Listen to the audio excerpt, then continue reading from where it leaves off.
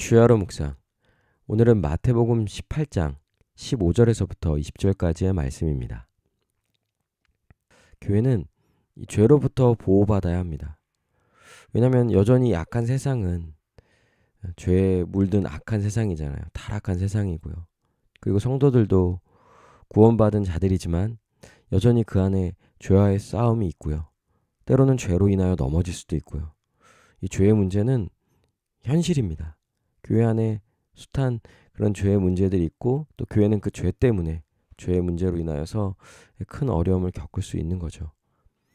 그래서 주님은 교회를 이 죄로부터 악으로부터 보호하십니다.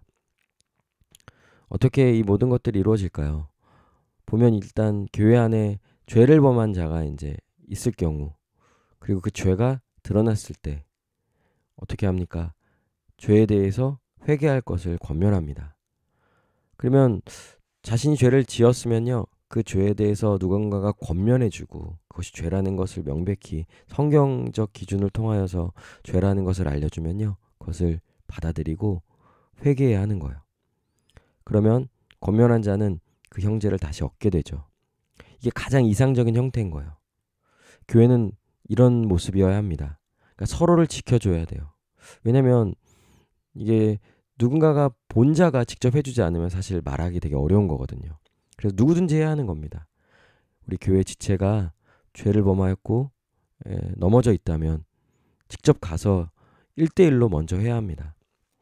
그리고 이걸 들었을 때 회개하면 되죠. 여러분 이걸 잘 생각해야 합니다. 우리가 모두가 이런 역할을 해야 되고요. 또 모두가 이런 권면을 받을 수 있다는 거예요. 그래서 할 때도 용기가 필요하고 또 이런 권면을 받았을 때 겸손히 그것을 받아들이고 회개해야 합니다. 이게 정말 중요해요. 이래야 보호받고 또 보호하는 그런 교회에 속하여 살아가고 있는 거예요. 보통 이렇게 하면 그냥 불편해지기 싫어서 뭔가 어려워지고 이런 힘든 일이라고 생각하니까 회피하게 되면요. 큰 어려움이죠.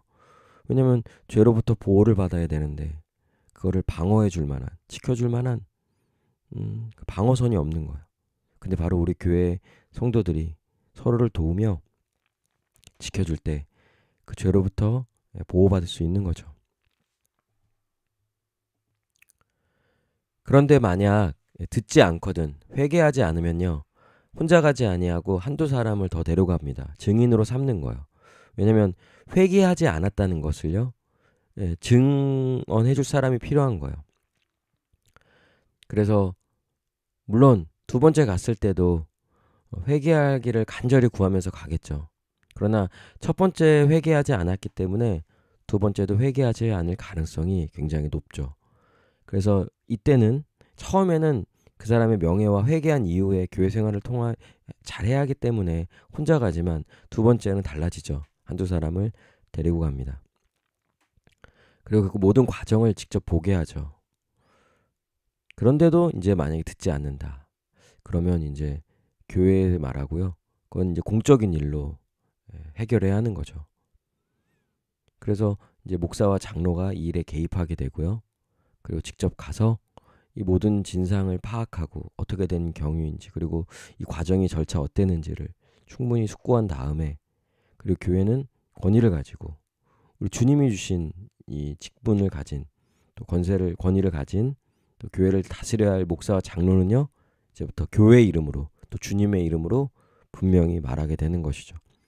그런데 만약에 그렇게 해도 회개치 아니한다 라고 하면 그를 불신자로 즉 이방인과 세리와 같이 여기는 거예요.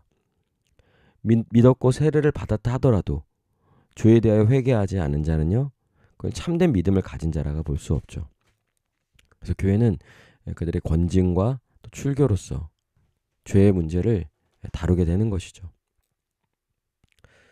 18절에 진실로 너희에게 이르노니 무엇이든지 너희가 땅에서 매면 하늘에서도 매일 것이요 무엇이든지 땅에서 풀면 하늘에서도 풀리리라. 즉 교회는 이런 권세를 가지고 있는 거예요.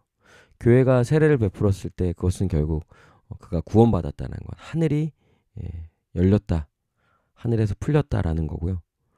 근데 만약 여기서 권징이나 출교를 통해서 그 죄를 명백히 드러내면요 매이는 거예요. 이 과정이 없으면요, 교회는 죄에 대해 무방비 상태가 됩니다. 쉽게 죄를 범하고요, 죄를 가볍게 여기고, 죄를 지었을 때도 그냥 회개하면 되겠지라고 하면서 진실된 회개를 하지 않은 채 그냥 계속 죄가 남아있을 수 있다는 거예요. 그러니 드러난 죄에 대해서는요, 또 그 교회의 아주 분명한 죄에 대해서는요, 반드시 해결해야 하는 것이죠. 교회는 이런 권세를 가지고 있습니다. 주님은 교회를 지키십니다.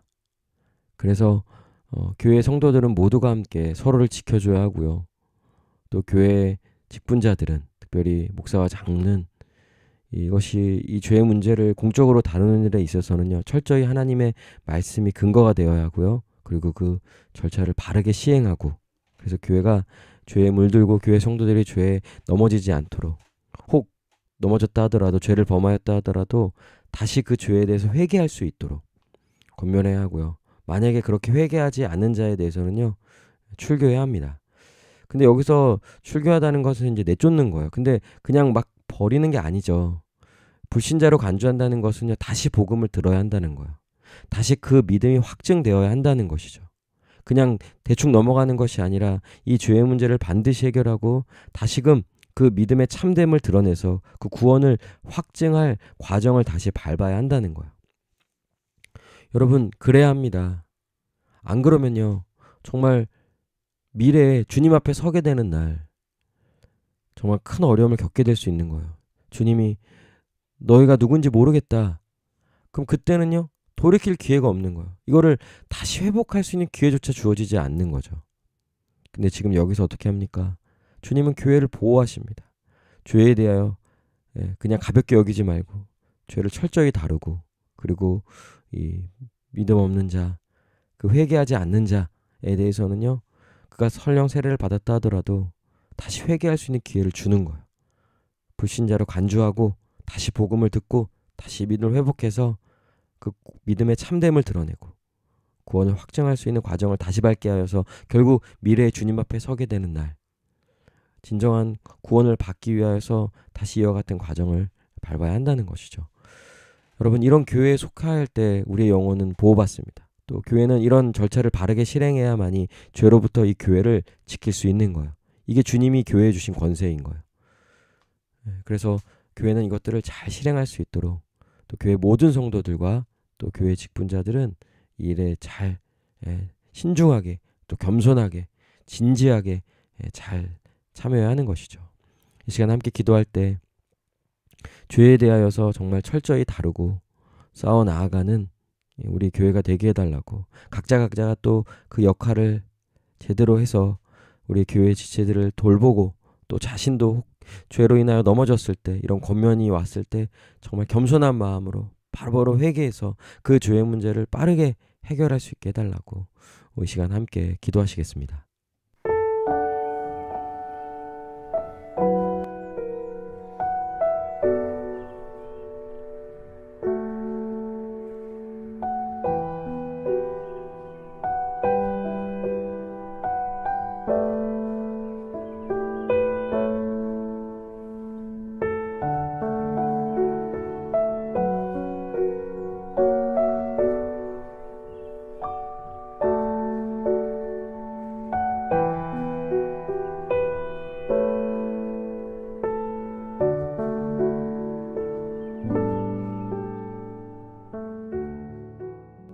기도합니다. 하나님, 여전히 수많은 죄와의 싸움이 우리 교회 가운데 있습니다. 죄를 결코 가볍게 여기지 말고, 또 죄를 범하였을 경우, 죄가 드러났을 경우 교회를 지킬 수 있도록 죄에 대해서는 회개하기를 권면하고, 또 그렇게 권면을 받은 자는 그 죄에 대해서 철저히 회개함으로 죄와 싸워 이겨나아가며 주님의 몸된 거룩한 교회로서 자라갈 수 있도록 인도하여 주시옵소서. 또 교회 모든 성도들은 이것을 진지하게 여기고, 교회 직분자들은 정말 이것을 철저히 하나님의 말씀에 근거하여서 주신 권세를 가지고 그 열쇠를 바르게 사용할 수 있도록 주님 도와주시옵소서. 감사합니다, 주님. 예수 그리스도의 이름으로 기도합니다. 아멘. 오늘도 주님 안에서 승리하는 복된 하루 되시길 바랍니다.